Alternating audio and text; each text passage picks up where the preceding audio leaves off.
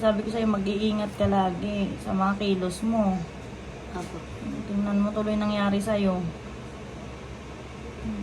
Pero pasalamat pa rin tayo at di mo karga si Kyle. Dahil kung karga mo, baka mamaya ano pa nangyari dun sa bata. Apo. Maga-maga oh. Huwag mong pisit-pisitin yung ano mo, mata mo ha. Baka magkaano pa, mamula pa. Sino to? Sweetly. Ba, aga nagising ni Sweetly ah. Sweetly, Pa. ba't nakatungo ka dyan? Bakit be? Uy. Oh, Masakit po yung ano ko eh. Alin? Pisngi. oh, na paano yan? Hindi ko po alam. Baka nakagat ng ano yan? Ng ipis. Hindi po. Baka po yung pagkadulas ko po. Kasi masakit po yung ganito ko nun eh. Tapos may sugat po yung sa ano. Sa loob ng pisngi mo. Baka na-infection naman yan, Sweetly. Ba't biglang gumanyan, namaga? Hindi ko po alam. Masakit? Nagluluwa nga po yung mata ko eh. Kaya nga. Ano yung pagkagising mo, ganyan na? Biglang nagkaganyan yung mukha mo? Apo. Grabe oh. Paano maga yung ano niya? Paano gagawin natin yan, Sweetly? Hindi ko po alam. Gagaling din naman po yan. Kaya nga, pero dapat magpa-check up yan eh. Kasi nakakatakot biglang namaga yung mukha mo nang dahil lang sa pagkakadulas mo. Sa mismong loob, may sugat. Ayun nga. Medyo paga nga yung loob eh. Tapos ano, parang may sugat nga. Ba't paano ka ba kasi nadulas doon sa tulay? Madulas po kasi yung daanan eh.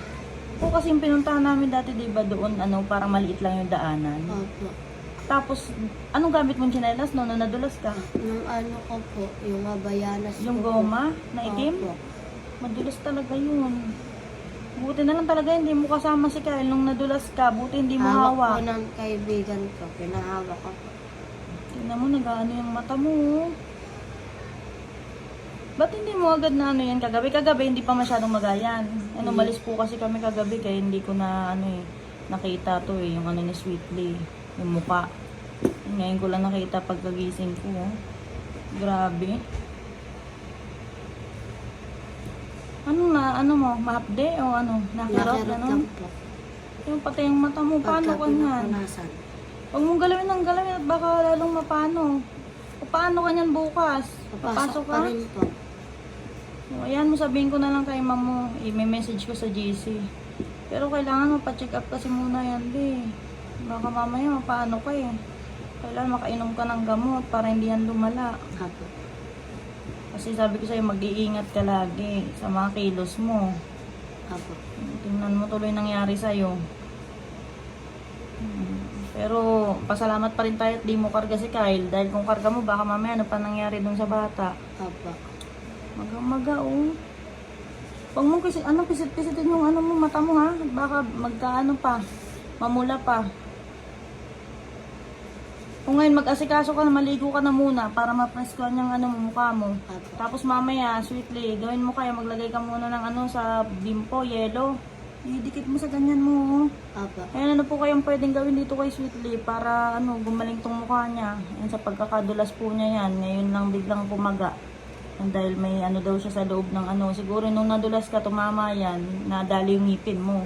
Apo. Kaya nagkasugat. Kung kailan mapacheck up muna kasi sabi nga nung iba, huwag daw basta-bastang magpapainom ng gamot nang walang reseta ng doktor. Apo. Anong gusto mo sabihin sa mga ano, tao na nakakapanood sa'yo? Ano po, sana po may makatulong po para po may pa-check up po yung mukha ko po. Kasi po, kakaya po magpaparata na po kasi kami sa night, sa intrams po namin. Kaya Inaasahan po naman ako ni mama. tapos Ayaw ko itsura naman mo. po umabsent kasi ayaw ko pa mawali sa mga klase. Kaya kahit po ganito yung mukha ko, papasok pa rin po. Pero i-message ko pa rin si ma'am. Nakakausapin ko pa rin si ma'am mo. Apo. Sige na, maligo ka na muna doon para ma-press ko yung mukha mo. Kaya pala maaga tong batang doon, nakatungo dito. Nasakit pala yung mga mata, pati mukha.